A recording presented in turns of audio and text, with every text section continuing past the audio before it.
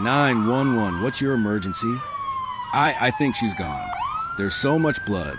Please, God, please help me. The man on the phone is 33-year-old Ethan Caldwell, a software engineer, shaking and breathless, standing in his kitchen with blood-soaked hands.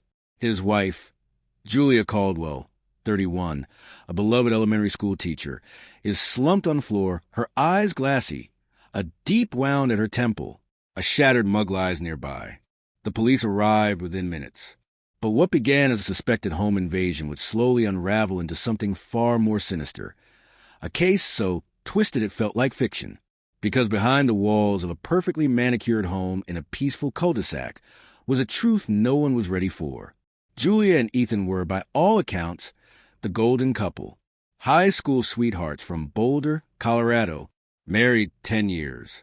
No kids, not yet, Julia would always say with a smile. They posted Instagram-worthy photos of mountain hikes, matching Halloween costumes. Their dog, Cooper. To their friends, they were #couple goals. But no one knew that 6 months before her death, Julia had become distant, withdrawn. Neighbors noticed she'd started taking late-night walks alone. At work, she'd been caught staring out the window during staff meetings. Something was wrong. But Julia never said a word. What no one knew, not her husband, not her sister, not even her closest friend, was that Julia was hiding a secret life. Ethan comes home from work around 6:15 p.m. Julia's cooking dinner. Chicken piccata, his favorite. The Nest cam at the front door logs his arrival. At 7:42 p.m., they're seen laughing on the porch, sipping wine. Everything seems normal. By 10:30 p.m., both phones are idle. Lights go off. At 2:34 a.m., Ethan makes a 911 call. The official story? Ethan says he heard a noise downstairs. He came down to find the back door ajar. Julia lie in the kitchen, bleeding. No sign of forced entry. Nothing stolen. But detectives noted something odd. There were no defensive wounds on Julia. The blood spatter was low, localized, consistent with a deliberate, close-range strike. And strangest of all, the alarm system hadn't been triggered. 2 days later, the coroner confirms cause of death, blunt force trauma to the head. The kitchen counter was clean. Too clean. Wiped down. Ethan is questioned repeatedly. His alibi? He was asleep. But the real crack in his story came from Julia's phone. Recovered from under the couch. The phone was locked, but a warrant allowed access. What police found would fracture the image of the perfect marriage beyond repair. In the Notes app, there were journal entries. Recent, conflicted, raw. He's different, controlling. Like I'm not even me anymore. I miss the way he used to look at me. I feel like I'm suffocating in this life I built. I love him, but I'm not in love with him. Not anymore. Even more alarming, a saved draft of an email never sent to someone named LM. It's time. I told Ethan I'm taking the weekend off to visit my sister, but I'll be with you. Please don't give up on me. Police traced the initials to Leah Morgan, a 34-year-old trauma counselor Julia had met through a grief group she attended secretly after the stillbirth of her only child 2 years earlier. Julia had not told Ethan about the meetings, nor had she told him that she and Leah had become romantically involved. Texts recovered from Leah's phone revealed a year-long affair. Dozens of photos, voice notes, some emotional, some intimate. Ethan, it turned out, had found out just 2 weeks before the murder. A deleted folder on his laptop, recovered by digital forensics, included screenshots of Julia and Leah from a shared cloud drive. One note read, "She lied to me. For a year, she chose someone else. I gave her everything." Ethan never mentioned this during his interviews. Detectives confronted Ethan with the digital evidence. He broke. He claimed it was an accident, that they argued, that she slapped him, that he pushed her, and she hit her head on the counter. But the blood spatter analysis didn't support that. It was not a fall. It was a deliberate blow, likely with a ceramic mug, the one found shattered near her head. They arrested him on January 22nd, 2021, for second-degree murder. In his mugshot, Ethan looks hollow, empty, as if the illusion of the life he built, the perfect life, had finally imploded. During trial, Ethan's defense painted him as a betrayed husband who snapped. They called it a crime of passion. But the prosecution had something powerful. Julia's own words, her journal, her voicemails to Leah, her therapist's notes, which revealed that Julia feared Ethan would never let her leave. And then the twist. A neighbor's Ring camera, previously overlooked, captured Julia walking out of the house at 1:27 a.m., over an hour after Ethan claimed she was already dead. The footage shows her crying, pacing the driveway, and then going back inside. She wasn't killed in her sleep. She came back, and within 1 hour, she was dead. So, what happened in that final hour? Prosecutors believe Ethan confronted her about her relationship with Leah. That Julia told him she was leaving.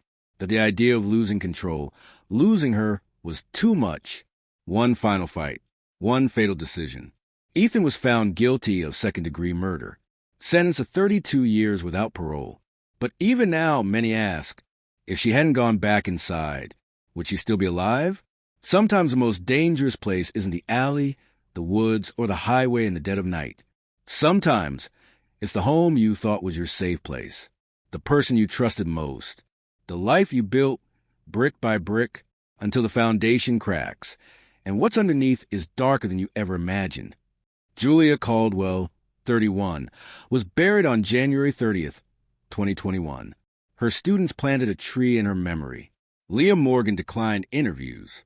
Ethan Caldwell remains incarcerated at Buena Vista Correctional Complex. Her journal, now preserved by her sister, ends with one final line: "I want to live free."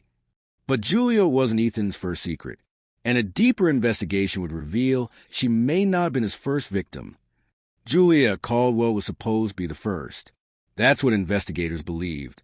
A tragic case of domestic violence, obsession, and betrayal. But when reporters dug deeper into Ethan's past, what they found cracked the timeline wide open. Weeks after the trial, a local journalist, Kara Dimsdale, published an op-ed titled, "How Many Julias Are Out There?" The piece posed a disturbing theory, that Julia Caldwell's murder fit a pattern, one that reached back 9 years, across 2 states, and involved a name no one expected to hear again. I'm not saying he killed her. I'm saying someone should have looked harder the first time. Kara Dimsdale, podcast interview, Hidden Harmonics, March 2022. July 18th, 2012, Missoula, Montana. 24-year-old Danielle Rooker was found dead in the Clark Fork River, ruled a suicide. No signs of foul play.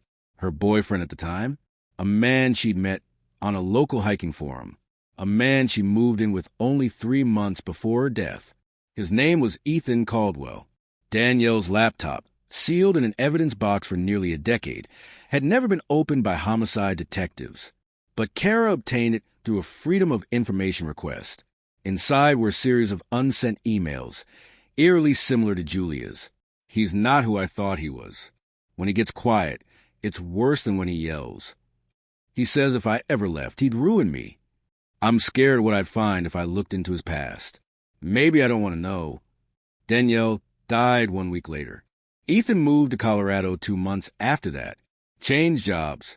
Changed his name, subtly, from Calder to Caldwell. And no one made the connection. Until now. 2 women. 2 states. 2 endings that weren't supposed to happen. But there was still one person out there who'd been hiding something even longer.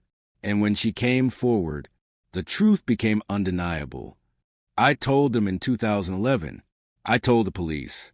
I told his mother. I told her. But nobody listened. And now they're all dead. Her name is Rebecca Vance. She met Ethan Caldwell, then still going by Ethan Calder, in 2010 at a college mixer in Bozeman, Montana. She was 21. He was 23. Charming, polite, a little intense. They dated for 6 months. Then suddenly, she disappeared. Her friends thought she dropped out of college. Her parents said she withdrew from everything. But in reality, Rebecca was in hiding. A dusty box retrieved from the Missoula County Sheriff's evidence room contained a handwritten report. Date, September 2nd, 2011. Reporting party, Rebecca Vance. Allegations. Repeated emotional threats, tracking her movements, killing her dog, and threatening to make her disappear like the others. It was marked unsubstantiated. Filed. Forgotten.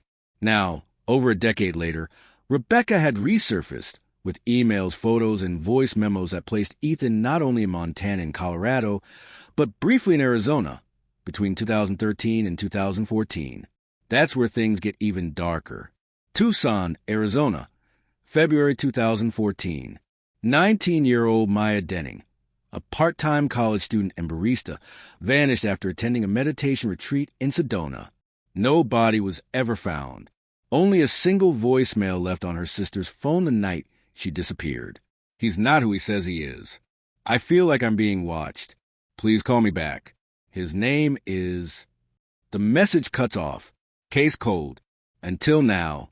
Because Rebecca Vance recognized Maya's necklace in a photo Ethan once kept on his desktop, an image never released publicly. And if that's true, Maya might not have been a stranger to Ethan at all. For women, for stories buried by silence, sealed files, and disbelief. But the truth was never gone, it was just ignored. And what investigators are about to find, deep in the Arizona desert, will finally force the world to confront what Ethan Caldwell really is.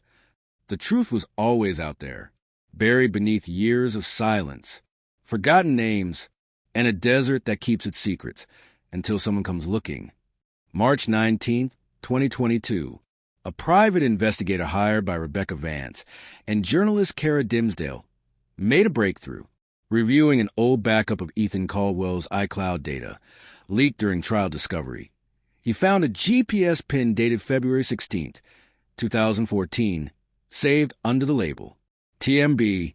They gave the location to the Arizona State Police. It led to a desolate wash outside Sedona. What they found there was no longer just a theory.